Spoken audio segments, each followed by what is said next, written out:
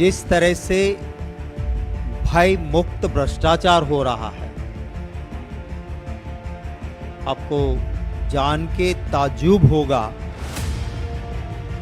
कि बिल्कुल लूट मचाई है।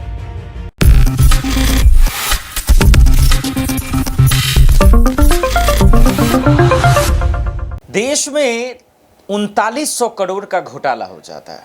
अडानी और तमाम लोगों के नाम आ जाते हैं, खुलासे होते हैं, लेकिन अफसोस की बात है कि इसकी जानकारी नहीं होती। ये आरोप जो हम कह रहे हैं वो दरअसल मेरे तो हो ही नहीं सकते, आप तो जानते ही हैं। कांग्रेस ने इस बात का खंडन किया और बारीक से बताया कि मोदी सरकार में अडानी के साथ मिलकर गुजरात तक में सबसे बड़ा स्कैम कैसे किया गया, इतना बड़ा घोटाला कैसे किया गया, उसको दर्शकों को परखने का समझ में आ गया। तो कांग्रेस का जो इल्जाम है, जो आरोप है, उसको जरा सा तफसील से बारीक से समझते हैं। जरा देखिए, मैं आपके साथ आपको मैंने एक डॉक्यूमेंट भी शेयर किया है, उसके रिलेवेंट पैराग्राफ्स भी मैं आपको बताऊंगा। जिस तरह से भय मुक्त भ्रष्टाचार हो रहा है, आपको जान के ताज्जुब होगा कि बिल्कुल लूट मचाई है। 3,900 करोड़ 3,900 करोड़ जैसे अपना माल हो और कोई उठा ले, वो उठाया। जो क्रॉनिज्म चल रहा है, नरेंद्र मोदी जी के आशीर्वाद से, उनकी मिलीभगत से, उनकी वजह से, उनकी मैं बात आपके सामने रखना चाहता हूं। गुजरात में एक PPA, power purchase agreement, Adani के साथ, अदानी पावर मुंद्रा लिमिटेड के साथ जीओजी, जीओजी का मतलब गवर्नमेंट ऑफ गौतम नहीं, गवर्नमेंट ऑफ गुजरात।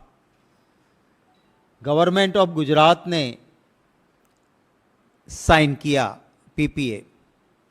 उसमें एक कंडीशन थी कि जो भी एनर्जी चार्जेस देने हैं, वो जो इंडोनेशिया से कोल आएगा,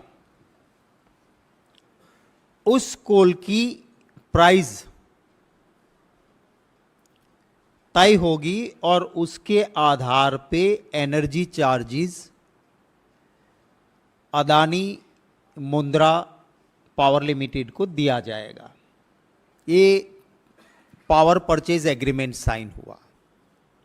अब ये कोल प्राइस कैसे तय होगी, उसके लिए साफ तरीके से पीपीए में लिखा गया कि जो भी परचेज करेगा अदानी कोल, उसके ट्रांसपेरेंसी, कॉम्पिटिटिव बीड और बिल वो गवर्नमेंट को सबमिट करेंगे। और गवर्नमेंट जो इंटरनेशनल मार्केट में प्राइस करने के लिए एक सर्किट है आर्गुस, आर्गुस के दाम और अदानी पावर मुंद्रा लिमिटेड ने परचेज किए हुए बिल दिए हैं, उनका कंपैरिजन होगा। अगर आर्गुस से कम है तो वही पैसा मिलेगा, अगर आर्गुस से ज़्यादा बिल है तो भी आर्गुस से ऊपर उसे एनर्जी चार्जेस नहीं मिलेंगे। ये साफ पीपीए था। आपको ताज्जुब होगा कि 5 साल तक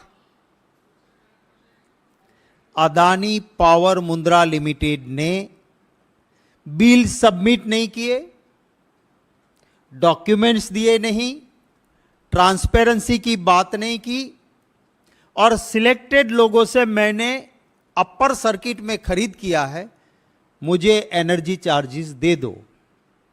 और सरकार देती रही, करोड़ों करोड़ों रुपया देती रही, और ये भी फिर भी बाहर नहीं आता। ये जो मैंने आपको कागज दिया है वो बाहर नहीं आता। क्यों आया? कि हिडनबर्ग की रिपोर्ट आई, सुप्रीम कोर्ट में कमेटी रखने की बात आई, कुछ लोगों को पता चल गया कि अदानी को ये करोड़ों रुपए दे रहे हैं, उन्होंने आरटीआईज की, सेबी इन्वेस्टिगेट करेगी, डर लगा। फिर अधिकारी मिले कि हम तो 5 साल के से इसको लूटने देते हैं, बड़े बॉसेस के किए बिना तो हो नहीं सकता ना। जब तक मोदी जी या मुख्यमंत्री नहीं कहेंगे, कोई अधिकारी, आईएएस अधिकारी इतना रिस्क नहीं लेता, वो देते रहे थे। फिर डर लगा कि कहीं ना कहीं बात खुल गई तो कल जेल में हमें जाना पड़ेगा। तो ये खत लिखा गया। मैं आपको, जो मैंने आपको डॉक्यूमेंट दिया है, उसके पहले पन्ने के 3rd लाइन के लिए आपका अटेंशन इनवाइट करूंगा। 1st page 3rd line, bottom से ऊपर जो पैराग्राफ है। In the implementation stage above interim mechanism, it is observed that rate at which coal is being purchased by APMUL माने Adani port Mundra limited significantly higher than the actual market, real market से काफी ऊपर आप दिखा रहे हो। Market value at which coal is being traded in Indonesia, GUVNL, इसका मतलब है गुजरात ऊर्जा विकास निगम लिमिटेड, पर गुजरात में कहते हैं कि GUVNL माने Gautam Urja Vikas Nigam limited, has been repeatedly seeking, सरकार बार बार मांग रही है। क्या मांग रही है? Documents, invoices, reports with regard to the reference being taken by Adani Port Mundra Limited in procurement of coal through spot market inquiry। हम बार बार मांग रहे हैं, आप दे नहीं रहे हो। अगर वो नहीं दे रहे थे तो सरकार उसको 5 साल तक पैसे क्यों देने लगी? नाउ मैं आपको सिर्फ टाइम बचाने के लिए रिलेवेंट पैराग्राफ्स में, माने 2nd पेज पे 3रे पारा पे आप आ जाइए। 2nd पेज के 3rd पैराग्राफ पे यहां लिखा है, it is mention that energy charges paid admissibly by GUVNL for the period from 15th October 2018 to 31st March 2023, माने 5 साल तक, इज अराउंड 13,802, 13,802 करोड़ रुपए हमने आपको दे दिए हैं। कंसिडरिंग सर्क base rate on 13 June 2022 around 12,364 crore, while payable amount as per the Argus rate, ये कहते हैं कि हमने 13,802 करोड़ आपको दे दिए, आपने कोई बिल सबमिट नहीं किए थे। जब आर्गूज के रेट देखे तो हमारा कैलकुलेशन बनता है कि आपको हमें देना था सिर्फ 9,902 करोड़। आगे ये लिखा है उन्होंने, considering the Argus index as a base rate work out to around 9,902 crore. GUVNL submission and request under the petition was to consider only prudent cost of the coal। सही प्राइस हमें करनी थी, हमने आपको 13,802 करोड़ रुपया दे दिया, हकीकत में आपका बनता था 9,902 करोड़, माने 3,900 करोड़ आपको हमने ज्यादा दे दिए। फिर वो कहते हैं, इसके नीचे वाले पैराग्राफ पे आ जाइए, the matter with regard to the interim mechanism for ad hoc payment was examined by the board of GUVNL and need was felt to review the methodology in the interim mechanism in the view of excess payment made to Adani Port Mundra Limited। अब ये request करते हैं इनको कि कि आपको 5 साल में हमने 3,900 करोड़ ज्यादा दे दिए हैं, उसको आप वापिस करो। अगर सुप्रीम कोर्ट की कमेटी नहीं बनती, अगर हिडनबर्ग की रिपोर्ट नहीं आती, अगर कुछ लोग आरटीआई नहीं करते, तो ये खत लिखते नहीं और 3,900 करोड़ अदानी को गवर्नमेंट के पैसे, और ये भी पावर परचेज एग्रीमेंट के, तो ये पैसे किसके ऊपर जाएंगे? हमारे उन गुजरातीज के ऊपर जिन्होंने भाजपा की सरकार बनाने में मदद की थी। ऐसे गुजरातीज के ऊपर ये पैसे 3,900 करोड़ जा रहे हैं। हमारी मांग है कि ये और कुछ नहीं है, मनी लॉन्ड्रिंग है। इस खत को देखते हुए साफ निकलता है कि लूट है। 3,900 करोड़ की लूट, ये मनी लॉन्ड्रिंग है। और इसके लिए क्या वहां पे ईडी को नहीं जाना चाहिए? कहाँ वहां पे सीबीआई को नहीं जाना चाहिए? सेबी जो इन्वेस्टिगेट कर रही है, क्या ये सेबी के लिए भी जरूरी नहीं है कि इसको इन्वेस्टिगेट करें? हमारा दूसरा सवाल है कि कोई अधिकारी 5 साल तक उस आदमी को जिसको पावर परचेज एग्रीमेंट के तहत बिल देना था, डॉक्यूमेंट्स देना था, ट्रांसपेरेंट बिडिंग की सारी हकीकत देना था, वो नहीं देते हैं और 13,902 करोड़ रुपए उसको दिए जाते हैं। वो कोई अधिकारी तय नहीं कर सकता है। तो वो किसके कहने से दिए गए? चीफ मिनिस्टर के कहने से, प्रधानमंत्री के कहने से, या किसके कहने से दिए गए थे? उसका जवाब हम मांगते हैं। इसे साफ दिखता है कि जो पार्लियामेंट में स्लोगन चलते थे, मोदी अदानी भाई भाई, देश बेच के खाई मलाई, ये इसका सबसे बड़ा नमूना है। हम ये भी मांग करते हैं कि आपने डर के मारे एक खत तो लिख दिया, पर आज तक 3,900 करोड़ में से वापिस कितने पैसे आए? और इसका इंटरेस्ट लेने में सरकार को इंटरेस्ट है या नहीं है? इस पूरे खत में कहीं नहीं लिखा है कि 3,900 करोड़ आपसे वसूल लेने हैं, 5 साल में दे दिए हैं, उसका इंटरेस्ट, उसका ब्याज इस रेट से लगेगा, वो कहीं पर नहीं लिखा है।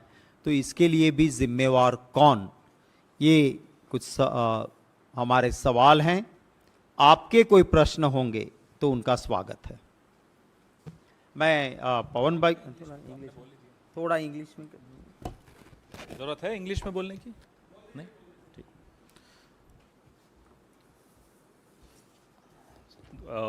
My colleague Mr. Shakti Singh Gohil has brought out an expose involving the Gujarat Urja Vikas Nigam Limited and the Prime Minister's close friend Mr. Gautam Adani. The norms are very clear under the PPA which was signed between Gujarat Urja Vikas Nigam Limited and Mr. Gautam Adani, that the coal procured by Gautam Adani from Indonesia or wherever he procures it from, he has to furnish the evidence of price bidding that he has participated into to procure that coal, and based on those documents he will be compensated by the Gujarat Urja Vikas Nigam Limited, not above the Argus rates. A very clear norms. But what we've now found out, that for 5 years, Mr. Gautam Adani's company was paid 3,900 crores by Gujarat Urja Vikas Nigam Limited, not complying with the PPA norms, with the PPA rules and the PPA conditions. After the Hindenburg report came and after the kind of pressure the Congress party and other opposition parties raised in the parliament and outside the parliament, Mr. Rahul Gandhi, Mr. Mallikarjun Kharge, a lot of our leaders have been asking questions to Mr. Narendra Modi and his government on the association with Mr. Gautam Adani. After that pressure, the Gujarat Urja Vikas Nigam Limited now writes a letter to Mr. Gautam Adani asking him to repay that excess amount paid to him, 3,900 crore rupees. Here is the letter which has been released by my colleague Mr. Shakti Singh Gohel. If you go through this letter, it's very clear. Our questions are, will the government agencies who are very active against the opposition leaders, will they knock at the door of these companies of Mr. Gautam Adani? Our question is the government actually serious to recover this 3,900 crores, which at the end of the day will have to be paid by the honest taxpayer, honest consumer of electricity in Gujarat, people who voted this government into power? Is the government interested in the interest amount on this 3,900 crore rupees for 5 years? They haven't mentioned the word interest.